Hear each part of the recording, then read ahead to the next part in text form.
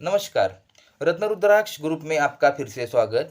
पिछले लेक्चर में हमने पुखराज रत्न के बारे में जानकारी ली थी। मैंने आपको पिछले लेक्चर में सिलोन के पुखराज के बारे में जानकारी दी थी और अभी के लेक्चर में मैं आपको बैंकॉक के पुखराज के बारे में जानकारी दूंगा। मैंने पिछले टाइम आपको सिखाया था कि जो पुखराज सिलोन से आता है, जो श्रीलंका देश है वहाँ से आता है, उसको श्रीलंका का पुखराज या सिलोनी पुखराज कहते हैं। और अभी आप बोलोगे कि जो बैंकॉक देश है वहाँ से जो पुखराज आता रहेगा वो बैंकॉक का रहेगा, लेकिन ये गलत फहमी है लोगों की। एक्चुअली बैंकॉक के अंदर कोई खदान नहीं है, वहाँ पे कोई स्टोन ज़मीन के अंदर से निकलते नहीं हैं। लेकिन बैंकॉक ये सबसे बड़ा बाज़ार है पूरे वर्ल्ड का स्टोन के लिए, रत्नों के लिए सबसे बड़ा बाज़ार जो है, मंडी है, वो है। वहाँ से बहुत जगह से लोग आते हैं, पूरे देश भर से लोग आते हैं और वहाँ पे स्टोन के ऊपर प्रोसेस चलता है जो हम लोग बोलते हैं ट्रीटमेंट, हीट ट्रीटमेंट बोलते हैं, glass fill treatment, filling treatment, thermal treatment. इस सब क्या सब चीज़ उधर चलता है, क्योंकि उसके वजह से वो स्टोन की, वो रत्न की सुंदरता बढ़ती है। तो ऐसे अलग अलग देशों से, यानी अभी आप पुखराज के इसमें आप बोलेंगे तो एक नाइजीरिया से उधर रफ आती है या रेडी होके आता है और होने के बाद वहाँ पे ट्रीटमेंट चलती है, उसको सुंदर किया जाता है, एज अ मेकअप टाइप उसके ऊपर किया जाता है। और अफ्रीका साइड से भी आते, उधर रफ आता है पुखराज का, या रेडी स्टोन आते हैं। अलग अलग देशों से उधर आते ही रहते हैं चीज़, और उधर खाली ट्रीटमेंट चलता है। तो अभी बैंकॉक का जो पुखराज है उसका भाव सस्ता रहता है सिलोन से पुखराज से।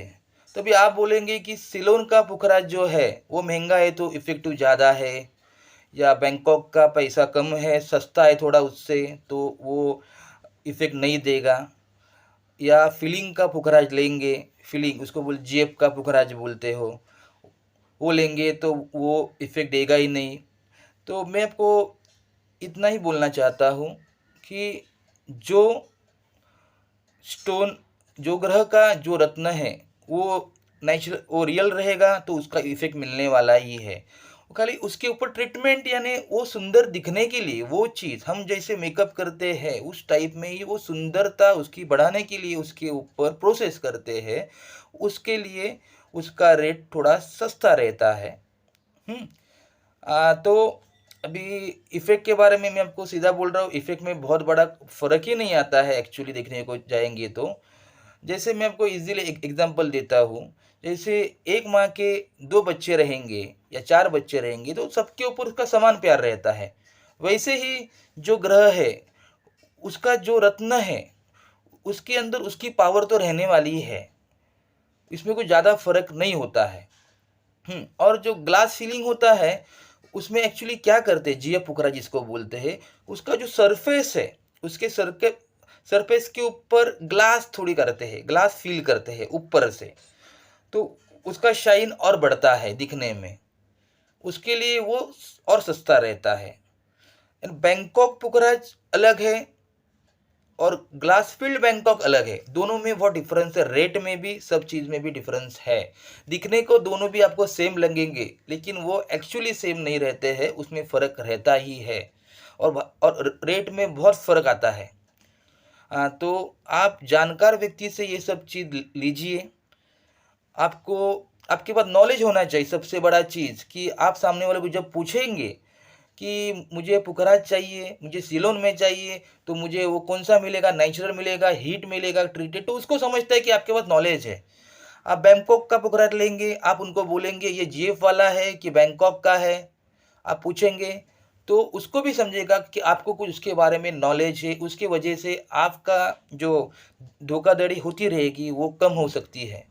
अभी और जो बैंकॉक का पुखराज रहता है उसके ऊपर खाली थर्मल ट्रीटमेंट चलती है, कोई ग्लास फिलिंग नहीं करते हैं। बैंकॉक के पुखराज के अंदर कोई ग्लास फिलिंग नहीं करते हैं, ओनली उसको एक हीट ट्रीट करते हैं, थर्मल ट्रीटमेंट करते हैं लैब के अंदर और उसका कलर अच्छा डार्क किया जाता है।